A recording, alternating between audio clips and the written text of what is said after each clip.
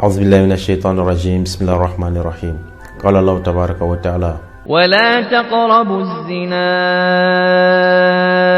إنه كان فاحشة وساء سبيلا. Allah dit, n'approchez point la fornication. En vérité, c'est une turpitude et quel mauvais chemin. Chers frères, Allah nous défend d'approcher la fornication. Pourquoi? Parce que la fornication a des préliminaires.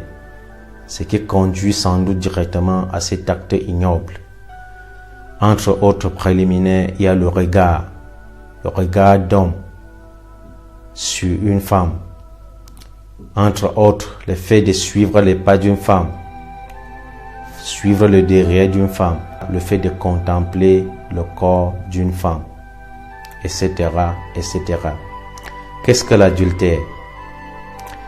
L'adultère, c'est cet acte entre un homme et une femme mariée qui dont au préalable le rapport intime entre eux est d'abord interdit, sans mariage. C'est-à-dire un homme marié et une femme mariée qui font des rapports intimes sans mariage entre eux, cet acte est appelé adultère.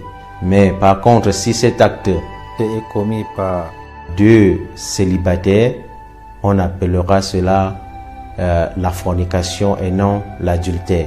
Un homme marié doit être fidèle à sa femme.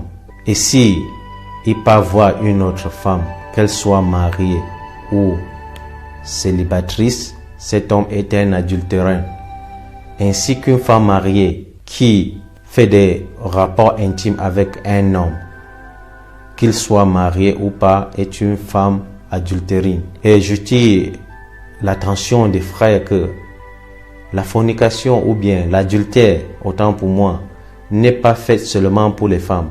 Car certains pensent que l'adultère est pour les femmes mariées. Non, l'adultère est aussi pour les hommes mariés. Un homme qui est marié doit être fidèle à sa femme et vice versa.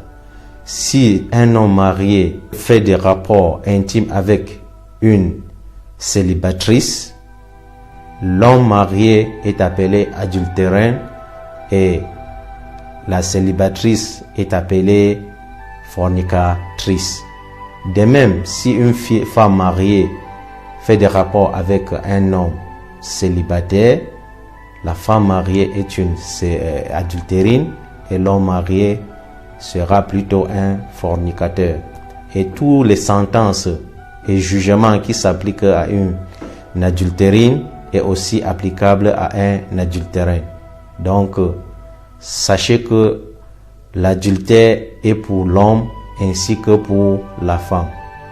Qu'Allah subhanahu wa ta'ala nous en préserve. Si tu ne peux pas être fidèle, c'est mieux de chercher une autre femme et de la doter que de faire du concubinage partout. Wassalamu alaikum wa rahmatullahi wa barakatuh.